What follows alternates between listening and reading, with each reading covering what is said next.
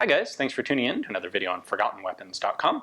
I'm Ian, and I'm here today at the Institute of Military Technology, taking a look at a bunch of cool forgotten weapons. And the one we have today is a Winchester G30R.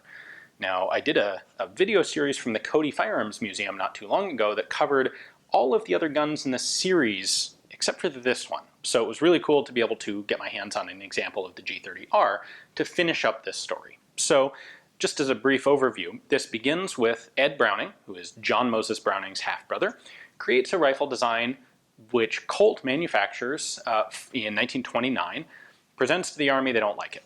Browning goes back, works on it. He then ends up bringing it to the Winchester Company in the late 1930s. They bring it on board as the G30 project because they can see that a war is coming and they want to make sure that they have some sort of self-loading rifle that they can bring to market for anyone who might want a self-loading rifle when a war is breaking out.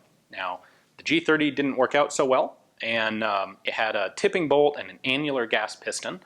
And what happened was, when Ed Browning died in 1939, they brought in a guy named David Marshall Carbine Williams to take over the project. And Williams had this gas tappet idea, which is a gas piston that moved just a couple millimeters, but provided all of the inertia necessary to fully cycle a rifle bolt. And this was a much more elegant system than the long stroke gas piston on the M1 Garand. So Williams took his gas tappet system and put it into the G30 rifle, and at that point it became known as the G30M. It was tested by the Marine Corps and didn't do so well in comparison to the Johnson, the Garand, and as a control, the 1903 Springfield. But it seemed to have a lot of potential, and so the military encouraged Williams and Winchester to go back and continue developing the rifle. And that's what they did. The next thing they did to it was to replace the tilting bolt from Browning with a rotating bolt very much like that of an M1 Garand. And while they were working on this, they had a rough prototype built up, which they called the Winchester M2. And we have a previous video on that specific rifle as well. The M2 they showed to the Ordnance Department, and the Ordnance Department looked at it and said, well, that's very interesting and all, but what if you could scale that down to this new .30 carbine cartridge that we have a series of trials going on like right now for? And Winchester did that, and that's where the M1 carbine was developed from. That rifle became Winchester's entry into the M1 carbine trials, which became the M1 carbine. So we have a bit of a delay here in Winchester's development of this rifle in 30-06, which is where it had started. So once the M1 carbine was fully developed and in production, then Winchester came back to the G30 rifle. And they took that M2 design and they polished it, so to speak. They made it a lot nicer and turned it into what we have here, which is the G30R. Revised, perhaps? I don't know exactly what the R stands for. This rifle went back and was tested again by the Marine Corps in May and September of 1943. Remember that the Marine Corps took a while to actually adopt the M1 Garand. They didn't do it as soon as the Army did. And they were still interested in this gun by 1943. Now, it still had some problems. It broke a couple of parts in testing.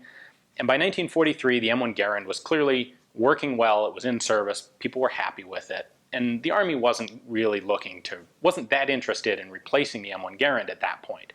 So they took a look at this G30R. They still liked it. They still thought it had a lot of potential. And by the way, it's a fantastic rifle, in my opinion. They took a look at it and they said, well, there are two things that would make us interested in this. Either we need to make it weigh less, 7 to 7 3/4 pounds. This is, I want to say, 8.5 pounds, give or take. So either, cut a non-trivial amount of weight off of this rifle, and then we'd be interested, or add weight to it, scale it up, and turn it into something that can replace the BAR. Because the BAR was really an overweight and obsolete design at this point, but it was still being used by the United States military. And they were interested in replacing it with something better. So Winchester looked at these two options and concluded that there wasn't really a lot of place they could remove weight. And if they did, it appears they weren't confident that they could make a lightweight version of this that the Army would like. A lot of expectation that if the gun is that light, it starts to become fragile and you'll have more parts breakages because you just don't have as much material available, and it potentially becomes a lot harder to shoot accurately and control. If it's a lighter gun, you're going to have more felt recoil to it. Instead, they did, in fact, end up scaling this up to BAR size, and it became the WAR, the WAR, or the Winchester automatic rifle, which we also have a video on. So this is the most polished final evolution of David Williams' 30-06 combat rifle. Why don't we go ahead and take a closer look at some of the details. So the G30R is not actually marked G30R anywhere. The one marking that's on this rifle is this one, interestingly in a script font, and it reads WRA Co., that's Winchester Repeating Arms Company, and a serial number 67. Now they didn't make 67 of these. This is the only one that I am aware of. 67, I believe, would have come from a sequence of other prototype guns that this was just following in line with. So there are a couple elements we can see from the outside here. One, of course, is this pretty obvious M1 Carbine looking, but larger op rod, also very similar to the M1 Garand. We have a 2-lug rotating bolt up front. This is an extremely smooth operating gun, by the way. It's beautiful. And this is going to cycle back like so, and forward to lock. We have a rear sight here. It is an aperture sight. Like the Winchester automatic rifle, it actually has these 2 apertures, and I'm still not entirely sure what the difference is, although I suspect this is a close range battle sight aperture, probably. That's like your precision aperture. This one right here is your standard battle sight, and then this one is for longer range, so you can lift that up. This knob is your windage adjustment, which is going to rotate the entire sight. You can see it moving back here. We have a safety here on the back. This is a spring-loaded lever that I'm going to lift up to engage the safety. You'll notice when you do put it on safe, you have a cover that comes up and closes off this channel, since when it's on safe, you know the bolt won't be able to go all the way back. So not only does this prevent the bolt from coming back, thus adding a safety element by not allowing you to charge the rifle while it's on safe, this also closes off this access to the receiver, which prevents dirt from getting in there. When I take the rifle off safe, put it on fire, now this opens up and allows the bolt to travel its full distance. The magazine catch is right down here. Pull that back, and we can pop out the magazine. The G30R magazine is similar to a BAR magazine. The lips look similar. In fact, this is probably a converted BAR magazine, and it's got a little bit of a curve to it to better accommodate the stack of cartridges. Now, unfortunately, I can only do a little bit of disassembly because just as the Winchester automatic rifle kind of had me puzzled, so does this one. But we can take off the upper handguard and take a look at the gas system. So the first thing I need to do is pop this pin to remove the front handguard. I'll use my universal tool here for that. There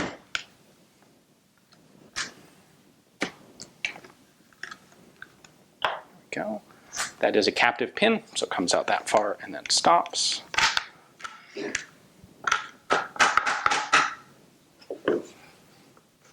we go.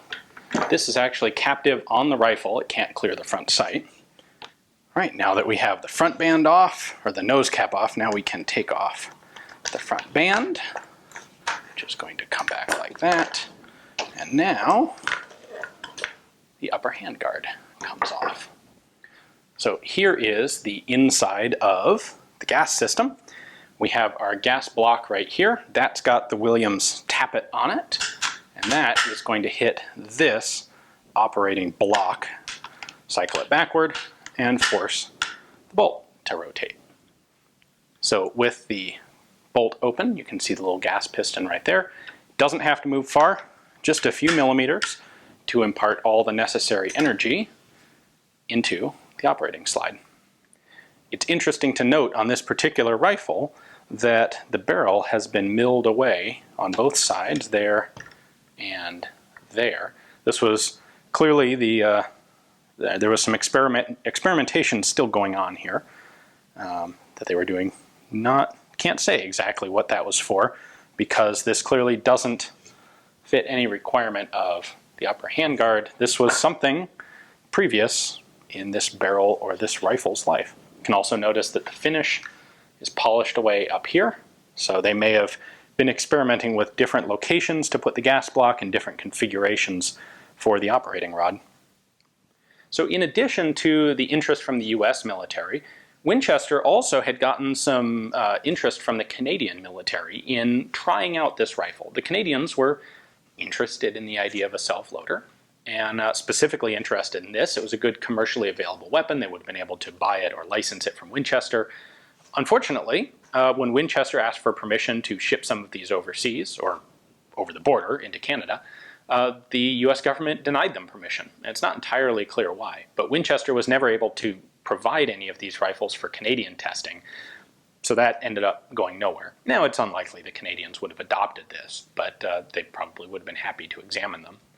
In US testing, this was actually given a T designation. This was the T10E1 rifle. Kind of cool. A lot of the other prototypes didn't get so far as a designation like that. And ultimately, it's, you know, if this had been available in 1936 to compete against the M1, I think there's a pretty good chance it would have won that competition. I think it is a better gun than the M1. Of course, it's able to be a better gun because it was able to take elements from the M1 and learn from the M1's development and combat use. So it shouldn't be any surprise that the gun that came later and took elements from its predecessor turned out to be better. But it's a very sleek, svelte gun. Obviously, it had the advantage of box magazines. You'll notice that this magazine is slightly curved. It is an improvement over the standard BAR magazines that were used by most of these prototype rifles. The BAR magazine was not really well suited to use in a self-loading rifle like this, and it was a cause of a lot of problems for several different designers. So, with this finished, we can finally conclude the series on David Marshall Williams and Ed Browning's work on this whole developmental line for the Winchester Company before and throughout World War II. Really cool to be able to see examples of all of these. So of course, this particular one is here at the Institute of Military Technology down in Florida. It is a collection with basically the same mission statement as Forgotten Weapons, to preserve this history and to educate people about it. It is a collection that's not strictly speaking open to the public, but it is available by appointment. And if you are interested in doing research here or examining some of the collection, get in touch with them, and definitely check the place out if you have the option. Thanks for watching, guys. If you like this sort of content, please do consider checking out my Patreon page. It's support from subscribers there that makes it possible for me to come to places like the IMT and bring you guys guns like this one. Thanks for watching.